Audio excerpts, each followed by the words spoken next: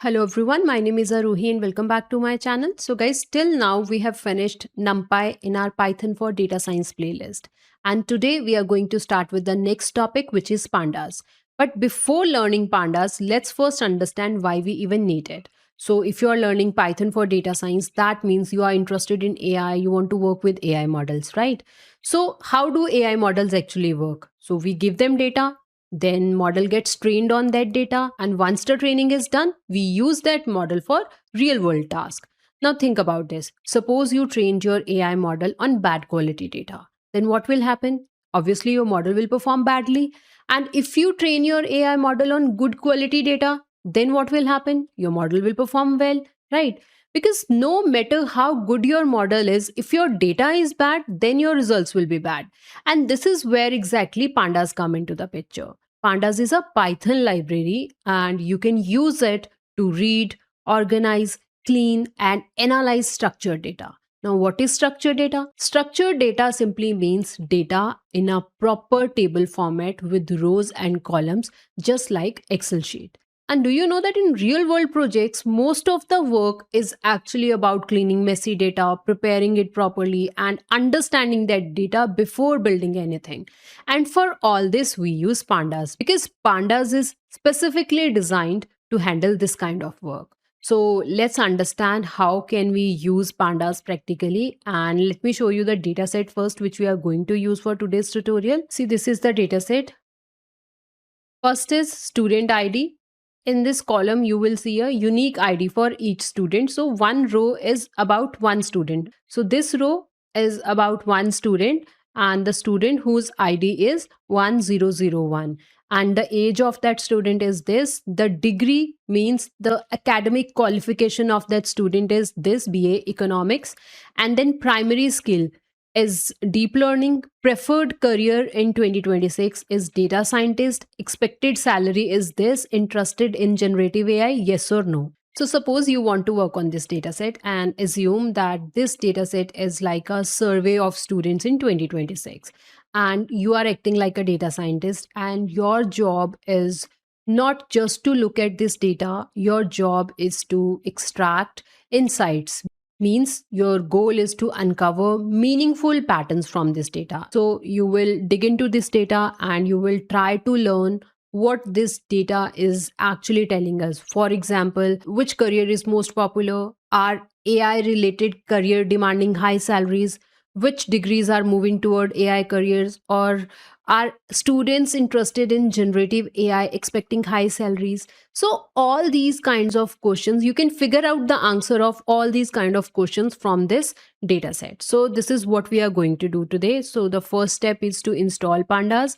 And for that, we will open VS Code and we will work in it. And this is the dataset which we are going to use. So in my D drive, I have a Pandas tutorial folder. And here we are going to save all the examples which we are going to execute today. And inside this dataset folder, we have our dataset on which we are going to work. So this is the file. Let me open it. See, this is the file. So these are the different columns and you can scroll down and you can see this dataset. Okay, on this dataset we are going to work and we are working in this Pandas tutorial folder. Now let's open VS Code. So see, we are in Pandas tutorial folder and this is the dataset folder, and here let's create a new file. But before that, let's install Pandas. And what you will do, you will write pip install Pandas and hit enter.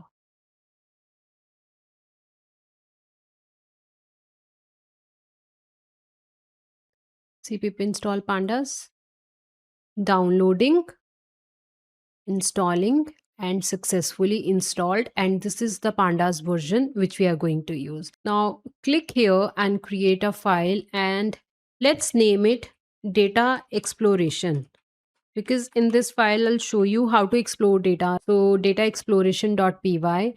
Now the first thing is to import Pandas as PD. This is just a short name for Pandas. We can use PD at the place of Pandas. Wherever we want to write Pandas, we can write PD over there. Now let's load the dataset. Which dataset we want to load? The dataset which is over here in this dataset folder, we want to load this.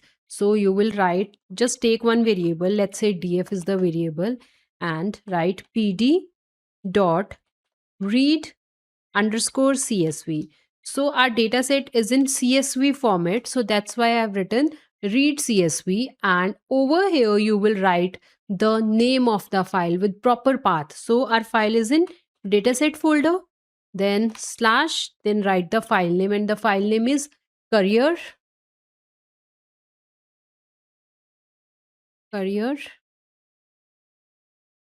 choices 2026 dot CSV. So this is the file name.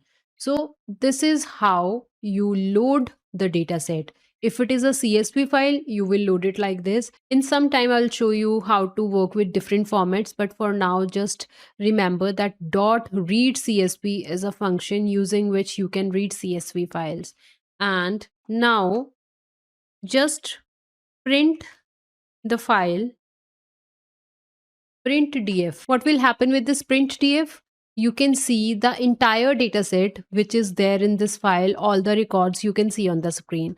But if you don't want to see all the records, let's say you just want to see few records, so you can use head function. df.head. Head function will show you 5 records from the starting. Okay, so save it and run this file. Let's run it.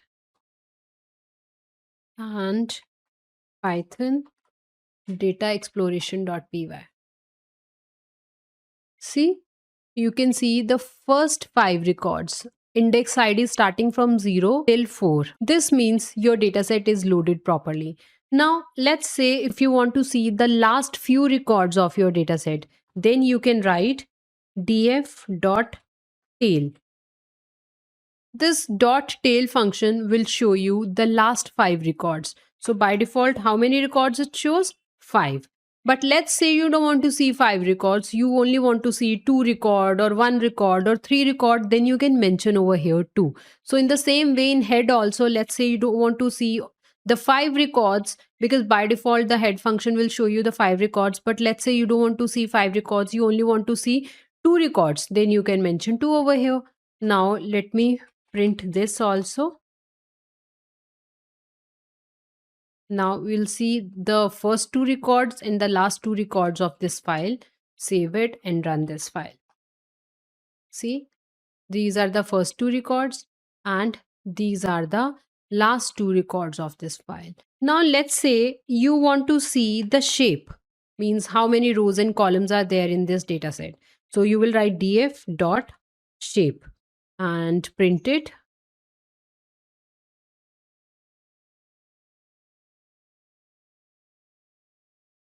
Save this file. We can comment this part and this part. df.shape, enter. See, so this is the output. What it means? It means your dataset have 200 rows and 7 columns. See, we have 7 columns.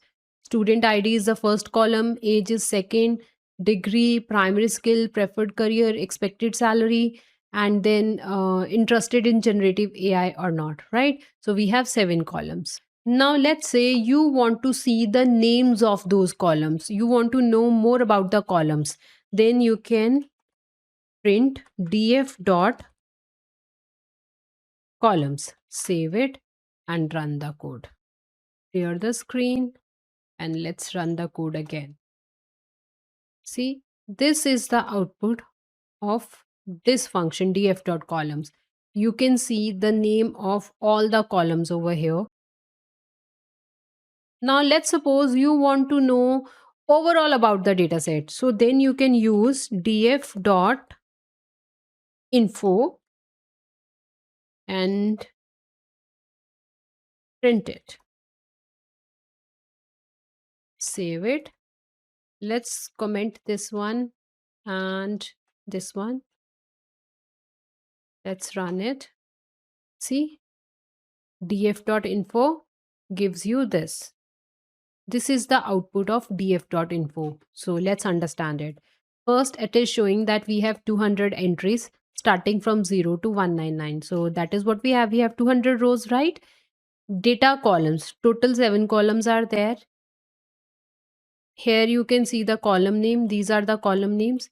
And here you can see how many records are there. 200 records are there. You can see the data type. And non-null means all the columns have data. There is no column without any data. And here you can see the data type. Student ID column have integer data type.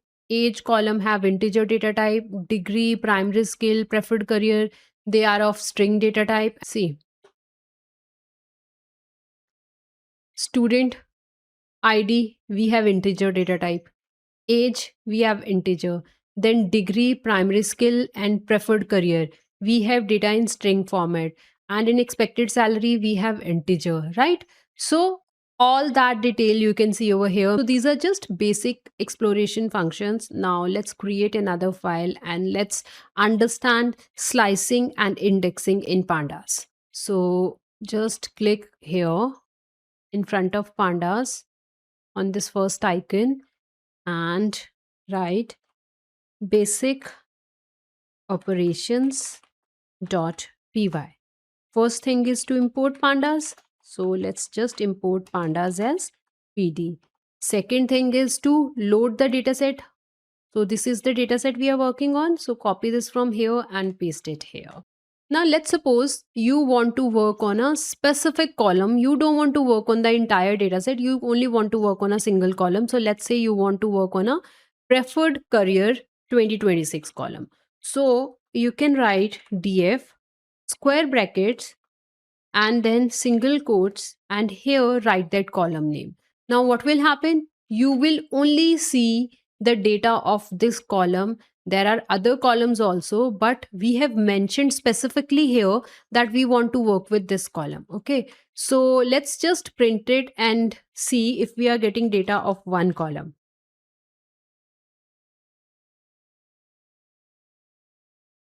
Now let's run it. So the file name is basicoperation.py. See, you are only getting data of one column, which is preferred career 2026. You can see here. See, preferred career 2026. So this is what we have in it. So that is what we are getting over here. Now let's say you don't want to work on a single column. You want to work on multiple columns at once. So let's just copy it from here, paste it here, and here put comma, and in this single quote write the second column name. Let's suppose this time you want to work on age column, so just write age with it. Now comment the first one, and this time you will see the output of these two columns. So clear the screen and then run the file. Okay, the error is because when you are accessing multiple columns at once, then you need to put one more square bracket over here like this. Okay, see what we have done? df, then square brackets, and inside that we have one more square brackets, and there we have mentioned the multiple column names. Now save your file, clear the screen, and let's rerun the code. See, this is the first column and this is the second column. Second column output and the first column output. We can see two columns at once. Now guys, if you'll note here that we can select the columns, but what if we want to select the rows also? Let's say you only want to see the preferred career 2026 column and age for the first 100 records, first 100 rows. How to do that? So for that part, you need to use slicing. The way which I've shown you right now, in this way, you cannot select the number of rows as per your choice. You can only select the columns. But if you want to slice the data row wise and column wise, then you will use the concept of slicing. And in pandas, you can perform slicing in two ways. You can use lock and iLock. Now let me tell you what is the difference between these two. So one by one we will understand. So slicing simply means, guys, when you want to use the subset of your dataset. You don't want to use the entire dataset. You only want to use some part of your dataset. So this is called slicing. And we can perform slicing in Pandas using two ways. One is loc and the other one is iloc. So let's understand one by one how we can use both and what is the difference between them. So let's start with the first one. So first we are seeing how to use this location, right? So let's say you want to access 0 to 5 rows, comma, you want to access first 5 rows, and you want to access which column? Let's say you want to access this column only, right, like this. And then comma, suppose you want to access age also. So write the second column here. Write over here df.loc. Okay, so this is how you use it. df.loc. Then before this comma, we are mentioning the rows. And after this comma, in the square brackets, we are writing the column names. We are not writing the indexes over here. We are writing the column names. When we use this loc function, at that time, we will mention column names. If you will mention indexes like this, then you will get error. Now, let me just print the output and show you first. Save it. So this is the output. Here we got the output. Here we got the IDs till 5. 5 is also included. But when we used to study NumPy and in Python also, indexing doesn't work like this. So if over here we have written 5, so always you will get record till 4, right? But if you are using .loc function, then this 5 index will also be included and you will see the output till this ID. Okay, and you are mentioning the column names like this. Now let's say you want to do the same thing with iloc. So means you want to use df.iloc and then square brackets, and here mention the rows, let's say 0 to 5. I will write the same query and we will see what is the difference between the output between the loc function and iloc function. So 0 to 5 rows and comma, and now you will not write the column names, you will write the column indexes. So let's say you want to see column number 2, okay? Or if you want to see multiple columns, then you can use square bracket. Let's say you want to see column number 2 and 5. So you will write like this. But you are not writing the column names. Okay. So with iloc, you will use the column indexes. With loc function, you will use the column names, right? And now let's just print it, save it, and run it. Now let me show you the output. See, this is the output of loc function and this is the output of iloc function. Now what is the difference? See, first difference is that when you used loc function, the ID index 5 is also included. But when you used iloc, see, you are getting the records till index 4, right? Means we have mentioned here 5, but we get the indexes before 5, 1 minus from this 5. So generally this is how indexing happens in Python and in NumPy. So the same concept of index is getting used in iloc. So this is the first difference. And the second difference which I have shown you is that if you are using loc function, then you will mention the column labels like this. But if you are using iloc function, then you will use column index like this. So now let's say if you want to print all the columns starting from 2 till 5. Now what will happen? You will see the column starting from index 2 till index 4. You can print it and see it. Let me comment these two examples and show you this. Let's run it. Clear the screen and let's run it. See, 0 to 4 indexes you can see in rows, and 2 to 5 means 5 will not be included. So the column which is at index 2 is this, 3 and 4. Let me open a CSV file and show you. See, this is what we have. What we have at column index 2. So this is index 0, index 1, index 2. So this is what we have at index 2, degree. Index 3 is primary skill. Index 4 is preferred career. And index 5 will not be included, right? So this is how you can perform indexing and slicing. Now let's suppose you want to work with all the rows.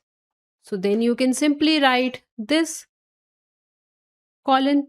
Colon means all rows. And let's say you want to use all rows with lock function, then you can write colon over here like this. See guys, all the things are same in lock and ilock, except that when you're using the lock function, you will mention the column names. And when you're using the ilock function, you will mention the column indexes. And this is how you can perform indexing and slicing in Pandas. Now let's see the next topic. And for that, create a separate file, name it filtering.py. Import Pandas. Then read the file, load the file. So we are loading the same file, paste it here. And guys, in this example, I'm going to show you how to filter out the records. Filtering simply means based on the condition, you want to pick the rows or you want to pick the data based on certain condition. So here we have one column with the name of expected salary in lakhs per annum. So let's say you want to pick those rows, you want to pick those students who are expecting more salary than 20 lakh. So we will write the condition that if the salary is more than 20 lakh, then pick those records. So on this column, we want to work. Copy this column name from here because we are going to use it now. df square brackets. Inside it, again df, because this is the data frame where our data is. From this data frame, I want to work on this column and the condition is greater than 20 lakh. So what it means, what this line means, we are filtering the students, those who are expecting more than 20 lakhs per annum salaries. So you can print now. Let's run this file. Write Python and the file name is filtering.py. Now you will see the records of those students who are expecting more salary than 20 lakh. See, these are the records. So we got 60 rows. What it means? It means that in our data set, there are 60 records, there are 60 students who are expecting more than 20 lakh salary per annum. So let me write it over here for you. These are the students who are expecting more than 20 lakhs per annum. So guys, what we did here, we used filter. We filtered out the records based on this condition, and out of 200 students, we got 60 records, 60 students, those who are expecting more than 20 lakhs per annum. So let's try few more different filters so that you will understand this idea more clearly. So let's open an Excel file and see what other columns are there. So now we have this column. Okay, now let's apply the filter on this column. So interested in generative AI. So we have output in yes and no. So let's figure out how many students are there who are interested in generative AI. So let's try to filter out these records. So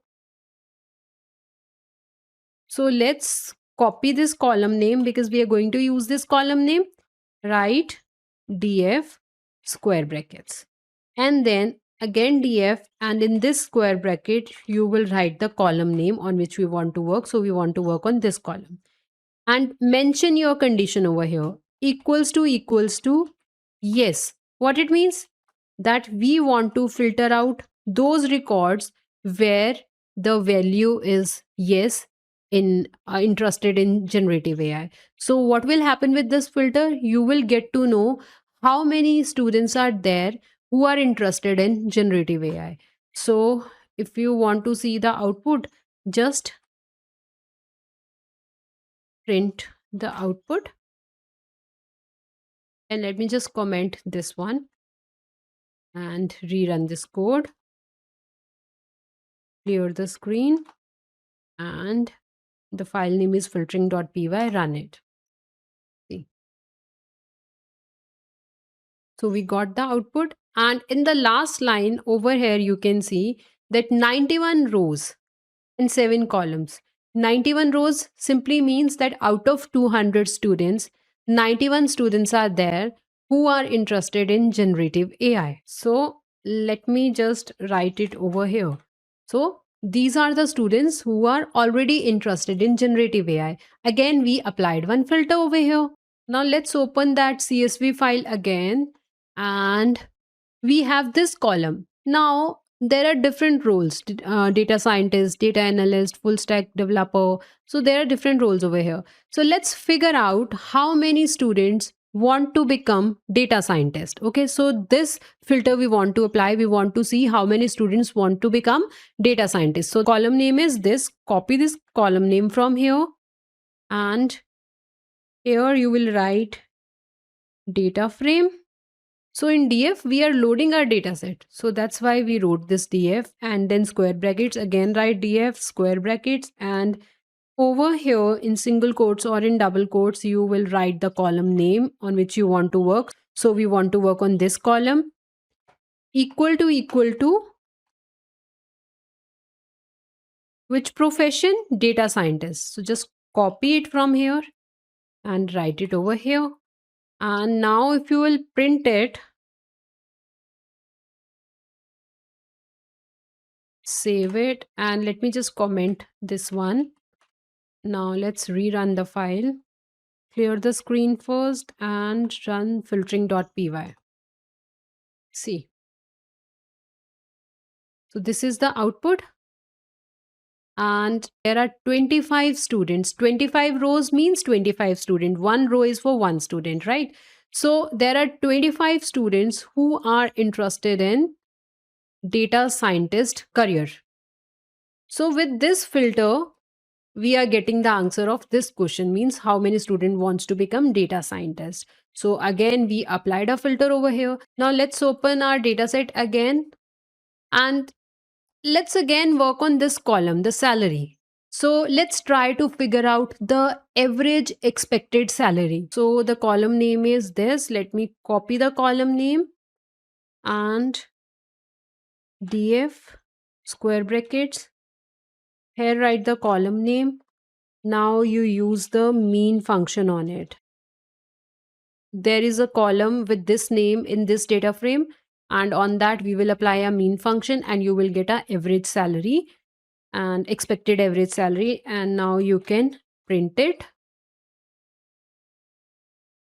and let me just comment the previous one, save it, and run your code, filtering.py. See, the average expected salary is 18.16 lakh per annum. So this filter gives us the answer of this question: what is the average expected salary? So guys, like this, you can understand your data, you can find patterns in your data, right? So this is called analysis. Now let's see the next function, which is sorting, and for that we will create a separate file. So name it sorting.py, and here import pandas as pd, and then you will load this file. This is our file. Now we are studying sorting. So you can sort the data in ascending order or descending order. Ascending order simply means from small to highest, and descending order means from highest to lowest. So let me just copy this column name because I'll show you how to use sorting on this column first. So here write df dot sort values parenthesis, then in double quotes write the column name on which you want to perform the sorting, then comma. Here you will write ascending equals to, here guys you can write false or you can write true. Let me print the output. Let's print the output and see what is happening. Okay. So file name is sorting.py. So what happened? Let's see. Where is the expected salary? On this column we are working now.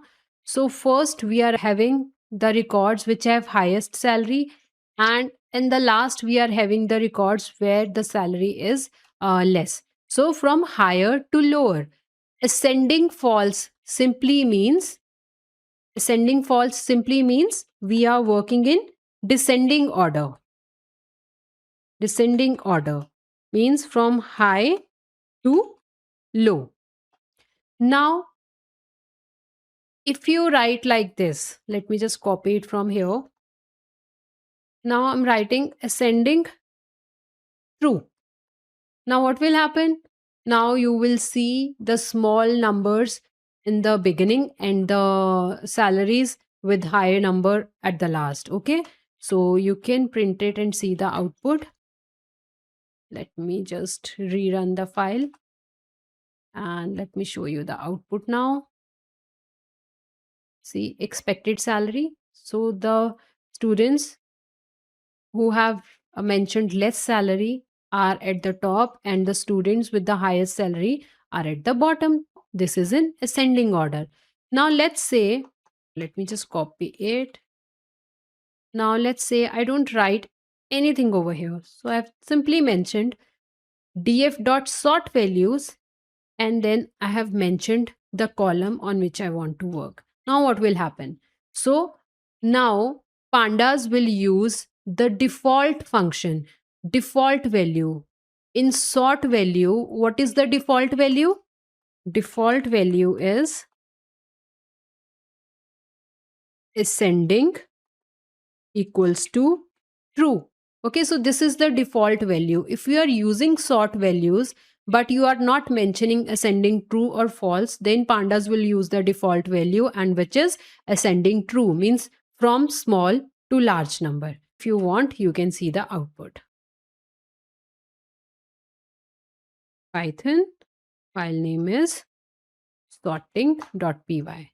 See the salaries, small salaries in the beginning and the large salaries, high salaries at the bottom. Now let's say you only want to see the top 3 highest salaries. We want to see top 3 highest salaries. Means you will use ascending false. This function you will use ascending false simply means in descending orders, means the highest salaries will be on the top. And we want to see the top 3 high salaries.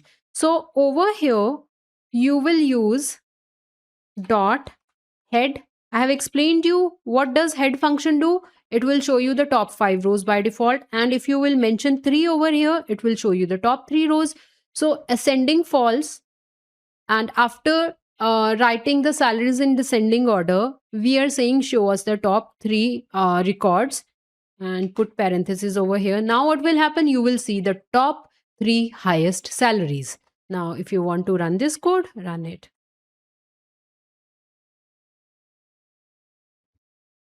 See, these are the top 3 salaries. So this is how you can use sorting. Now let's see the next topic, which is grouping or group by. So create a separate file, name it grouping.py, import pandas as pd, and then load your dataset. So we are loading our dataset, and then we will perform grouping. First, understand what is group by. Group by simply means when you want to divide your data into groups, and then you want to work on it. So let me explain you with example. So we have a data frame df where our data is, and now use group by, in parenthesis, write the column name based on which you want to form the groups. Suppose we want to group the students based on the preferred career. Okay. So we want to group based on this. Means we are categorizing the students based on their careers. So each unique career becomes a group. So data scientist will become one group and machine learning will become one group. So we are grouping based on this column and each career will become one group. And now I'm writing this, let's say. What are the columns? This student ID. Let me just copy this column from here and write it here. Now, what it means, after grouping the records, I only want to see the student IDs for all the groups. Means that in data science group, what all student IDs are there, and for machine learning, what all student IDs are there. So after grouping, I only want to see the student ID of students in each group. Okay. So if you want to print it, you can print it like this, and let's run this code. Python, and the file name is grouping.py. Okay, so we are not seeing any output right now. So to see the output, you can just apply dot count over here, and this will tell you how many different IDs, student IDs are there in each career. So just run the code again. Now see. For this career, 28 students are there. Business analyst career, 25 students. Cloud solution architect, 18 students. So like this, you can see for every category, for every career, we have these students. Guys, let me show you two more functions. Let's say we are working on this only. Let's copy the same column, write it over here, and write unique. Let me just print the output of this also.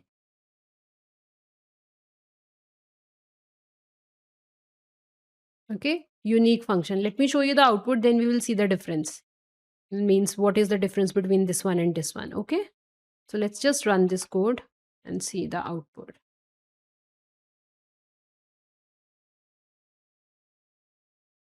See, this is what we got when we performed group by operation. And here, this is the output of unique function. What is the output of unique function? Unique function provided us the name of all the professions or careers, unique careers, which are present in this particular column, preferred career 2026 column. So if you need this kind of output, then you can use unique function. And if you want output like this, then you can use group by and use count with it. Now there is one more function. Let me write that also. We are just copying this whole line, paste it here, and instead of this unique, write value count. Value underscore count. Save this and run the file. So the file name is grouping.py. Run it. See, this one is the output we got using group by function. Then we used the second function, count function. This is the output of that. And then we used value count and we got this output. See, AI engineer 28, data scientist 25, ML engineer 25. This output is matching with this output, right? So value count will give you this type of output, the output which you are getting after grouping and counting the student IDs category wise.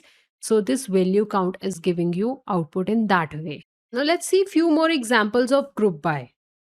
So suppose you want to find the average expected salary for each career.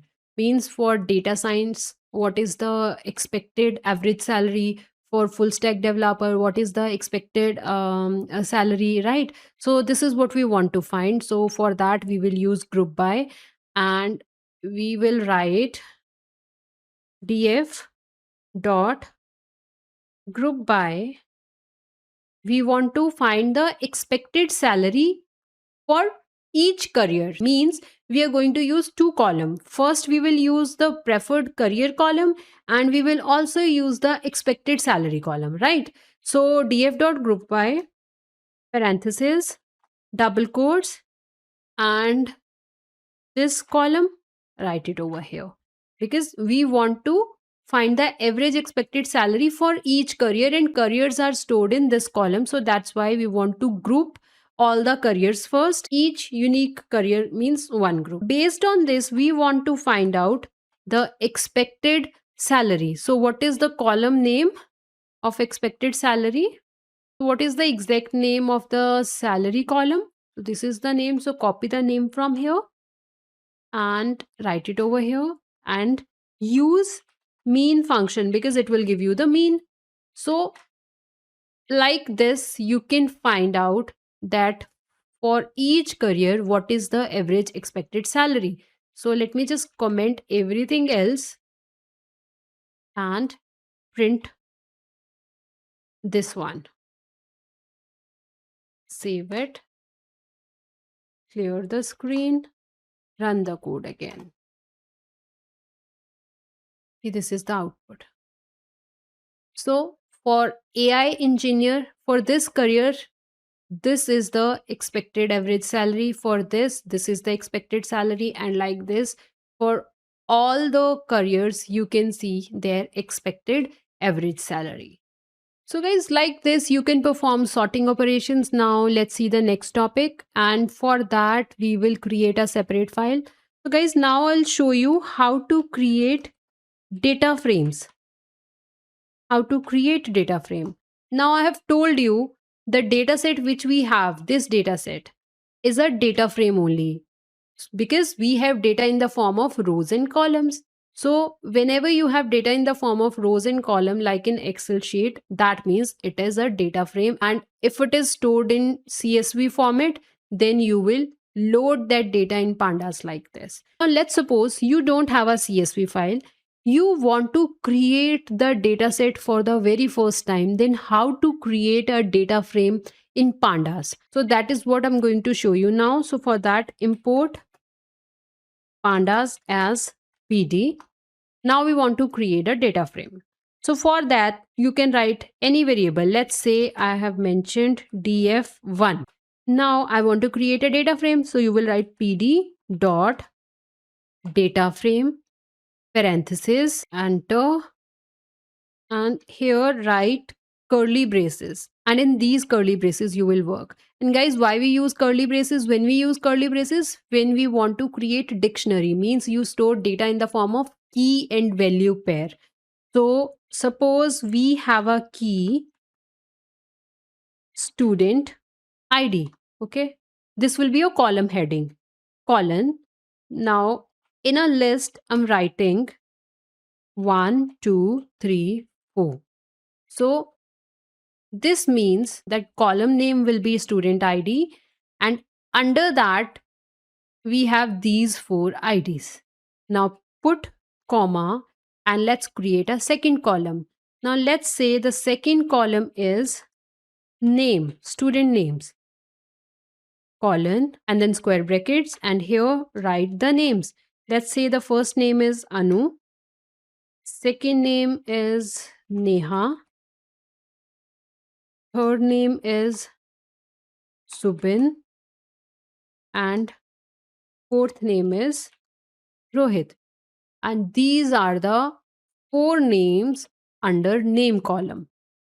So we have created a data frame. So data frame simply means data in the form of rows and columns. So we have two columns and we have four rows. First row will have 1 and Anu, second row will have 2 and Neha, third row will have 3 and Zubin, and fourth row will have 4 and Rohit. And now let's say you want to save it in the form of CSV file so that we can load it later and we can use it. So what you will do, you will write df1 dot to underscore CSV. Using this to underscore CSV, you can save this data frame in a CSV format. Okay. So our data frame name is df1. So that's why df1 dot to CSV. Now, what you want to name it, write it over here. So let's say I want to name it a.csv. Save this file. Now let's run this file. Let me just clear the screen and Python create dataframe.py. So guys, when I'll run this code, on this side, you will see a.csv file. See a.csv file. Now, if you want to open it, you can open it. Just go to the folder. This is the CSV file. Just click on it and open it. So you can see the records over here, student ID and name. So this is how you create data frames in Pandas. Now let's say you want to create one more data frame. So just write over here df2 equals to pd dot data frame parentheses and then curly braces. Here curly braces we used because we want to write the data in the form of key and value pair, and for that we use dictionary, and for dictionary we use curly braces. Now let's say you want to write student ID colon in square brackets. Now let's say you write 2 3 4 5. Okay, this is my first column, student ID, and ID starts from 2 3 4 5, and the second column is project colon square bracket, and let's say the first project is ML, second AI, and third is web. These are the records. Now save this file also, df2.to.csv, and then name it b.csv. Now it will also be saved over here in your current working directory. Let me just comment the first one because we already have this file. So I'm commenting this one. So let's just run this code.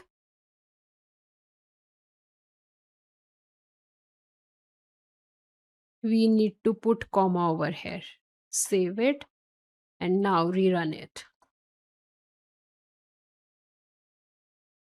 Okay guys, now what is the error? See, all arrays must be of same length.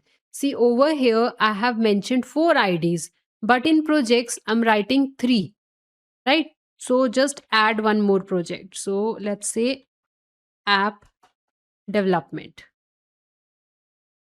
So this is the 4th one. Now save this file and clear the screen and run the code again.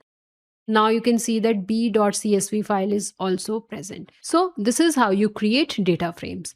Now let's move to the next topic, which is when we want to work with multiple files. Now, for example, we created these two CSV files, a.csv and b.csv. Let me show you the records over here. So you know that in a.csv file, we have 4 IDs, student IDs, and these are the names of those students. And in second file, we have these student IDs. See, ID 2, 3, 4 is present in a.csv file also. ID 2, 3, 4 present in b.csv file also. But b.csv file is having the information related to the projects which students have developed, and a.csv file having the name of students.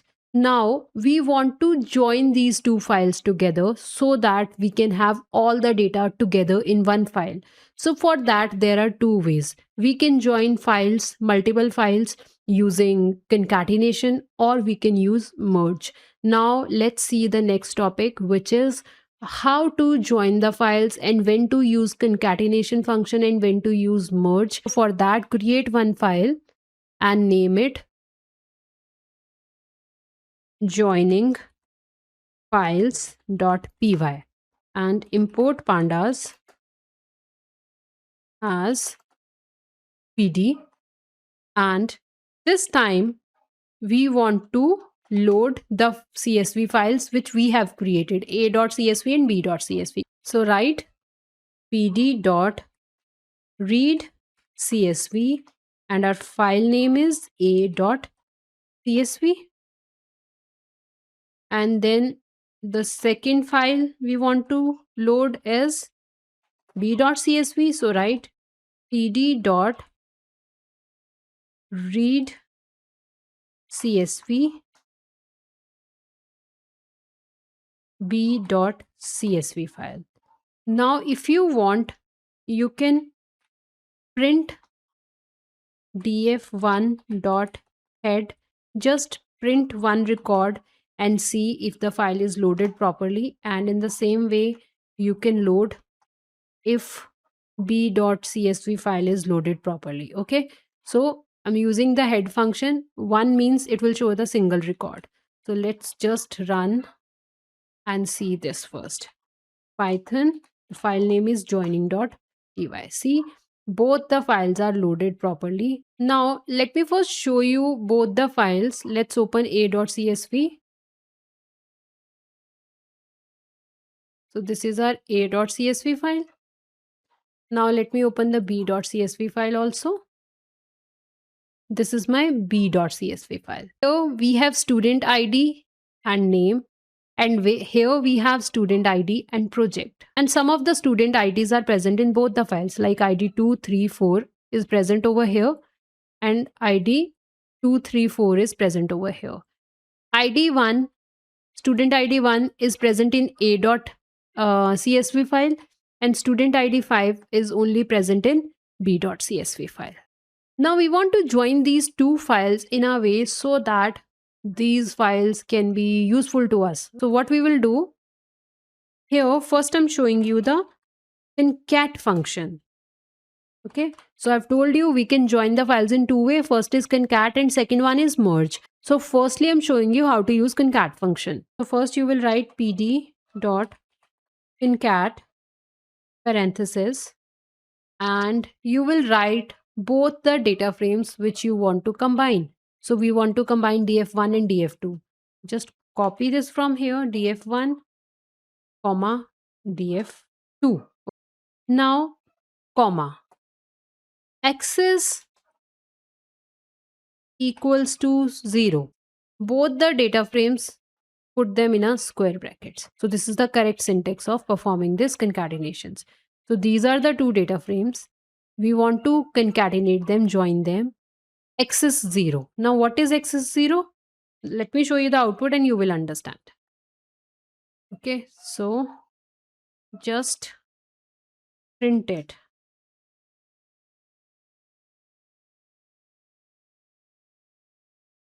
Clear the screen and run the file. The file name is python joiningfiles.py. See what happened? So we have all the student IDs.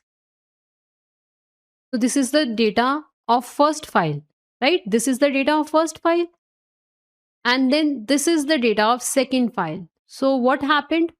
The records of both the files are stacked vertically. First we have records of one file and below that we have records of second file. So axis 0 means stack rows. Now let me just copy this and write it over here. Now axis 1, save it and run the code. See the output. So this is the output. See, first we have these columns, the student ID and name column of first file. Then we have student ID and project column of second file.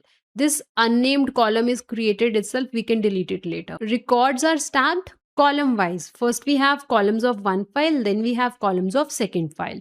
So this x is 1 means stack columns. So this is how you can use concat. This is how you can join files using concat. Now I'll explain you what is merge and how to use merge. So when we use merge, see, we use merge when there is a common column in multiple files, and based on that common ID or common column, you can join the data. It is like joins in SQL. So you have a common column. So for example, in our case, in a.csv file, we have student ID, and in b.csv file also we have student ID. So this is a common column. So based on that column, we can join the data. There are different ways to join it. So let me just write it for you over here first. So these are the different ways to merge. There are 4 different ways. First is, let's say you have one data frame df1 and you have second data frame df2. Okay, let me just replace all df1 and df2 here also and here also. So we have 2 data frames df1 and df2. In df1 we are reading a.csv file, and in df2 we are reading b.csv file. And in these 2 files we have student ID column. This is a common column. We have this column in both the files. In how, you will see we have different options. We can use inner, we can use left, we can use right, and we can use outer. Now let me show you all these joins with example, like what kind of output you will get if you'll use inner join, and with left join what you'll get, and with right join and with outer join what you'll get. Let me show you with example. So we are working on this dataset. In df1 we have a.csv, and in df2 we have b.csv. So let me just copy this from here and paste it here. So this will merge a and b.csv file on student ID, how inner. Okay, and let me save the output in a separate CSV file, and then we will open that CSV file and see the record. So you will write it like this. Just write df inner join equals to, write it in a variable, and then over here df inner join dot to CSV, and here give it a name. Let's say I'm giving df inner join data.csv. Guys, here put comma and write index equals to false.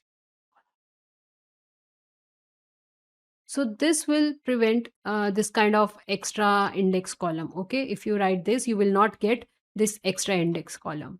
Now let's save it and run this file. Now see, on this side you'll see df inner join data.csv file. Now let's open it. So this is the file. Let's open it. See, student ID, name, and project. Now let me open a.csv and b.csv file also. See, this is our a.csv file. This is our b.csv file. Now, and this is the merged file.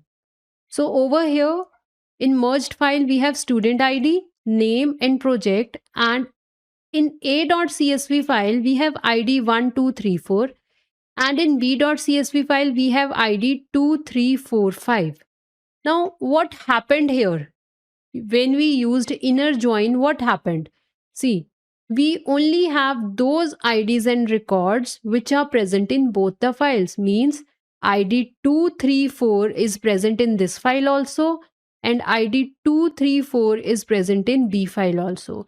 So the records of both the files are merged, but only those names and projects were picked which are related to these 3 IDs, because these 3 IDs are present in both the files. So this is what inner join does. Now the next one is left join. So let's just copy this and we will make changes in this only. And how we want to join? Left join. How left means that df1 is on the left side. That means we will get all the records from the left file df1 a.csv, and of b.csv we will only get those records whose student id is also present in this file. Okay, and then we will save it. Let's name it left join index false, and let's name it df left join, and then over here also df left join.